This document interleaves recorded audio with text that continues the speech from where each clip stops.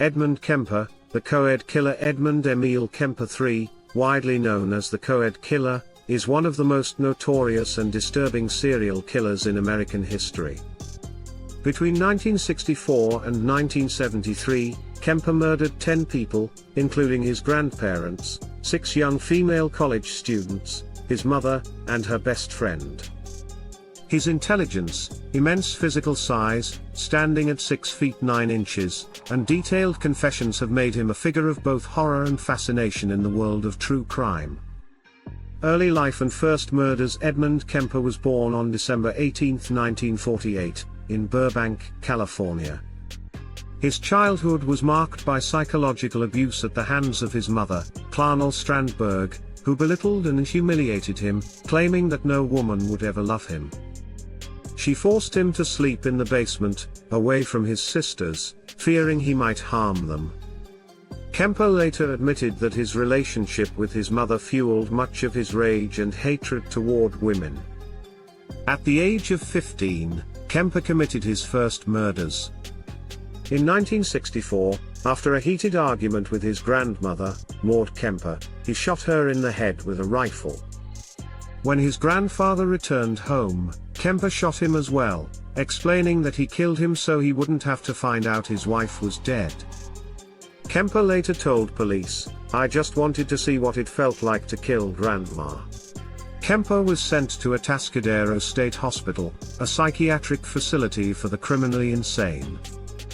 There, he was diagnosed with paranoid schizophrenia. Though staff members noted his high intelligence, he had an IQ of 145.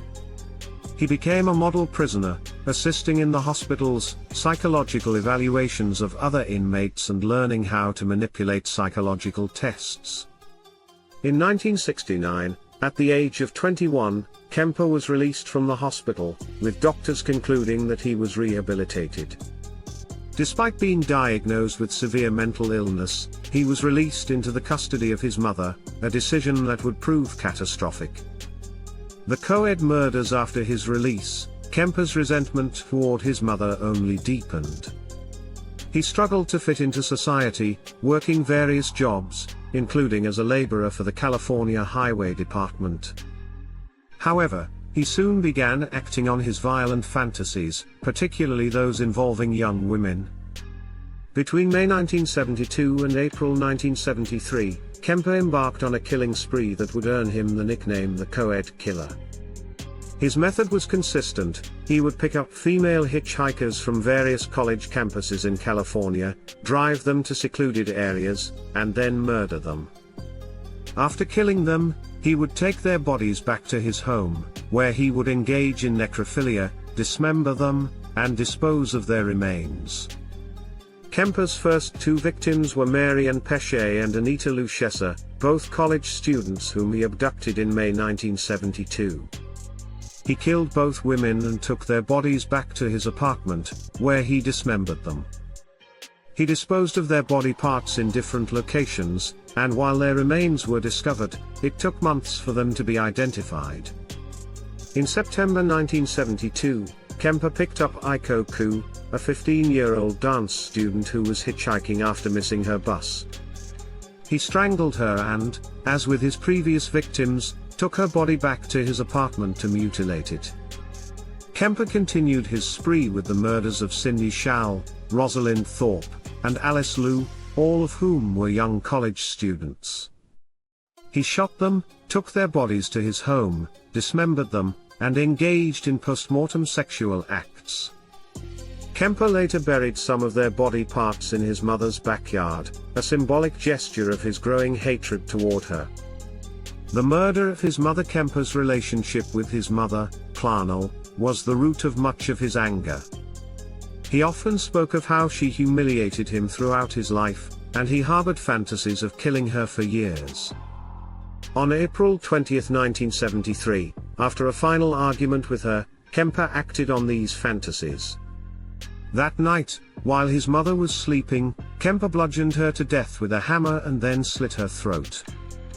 He decapitated her and, in a grotesque act of revenge, engaged in necrophilia with her severed head.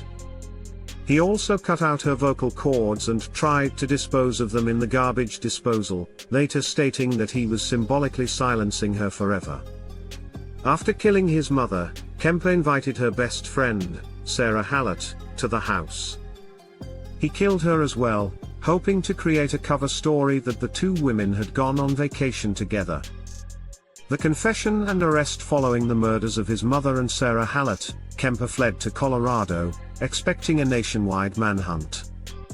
To his surprise, there was no immediate response, which led him to feel an overwhelming sense of guilt and confusion. After a few days, Kemper decided to turn himself in.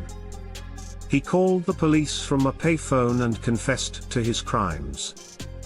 Initially, the police didn't believe him, as Kemper had close relationships with local officers, and had even frequented a bar popular with law enforcement.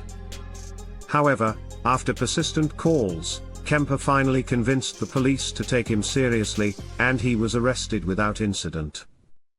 During his confession, Kemper described the murders in graphic detail, showing no remorse for his actions. Trial and imprisonment. During his trial in November 1973, Kemper pleaded not guilty by reason of insanity, but the jury rejected this defense. He was found guilty of 8 counts of murder and sentenced to life in prison without the possibility of parole. He expressed a desire for the death penalty but was instead sentenced to serve his time at California Medical Facility in Vacaville, California, where he remains incarcerated. Since his imprisonment, Kemper has been a model inmate, participating in various prison programs, including narrating audiobooks for the blind. Despite his cooperative behavior, he has consistently shown a lack of remorse for his crimes and has openly discussed his killings in interviews. Psychological insights and legacy. Edmund Kemper's case has been widely studied by criminologists and psychologists due to his high intelligence, cooperation, and willingness to discuss his crimes. His relationship with his mother, marked by psychological abuse and emotional neglect, is often cited as the primary trigger for his violent behavior. Kemper himself has acknowledged that his hatred for his mother fueled much of his rage and that his killings were, in many ways, an attempt to exact revenge on her.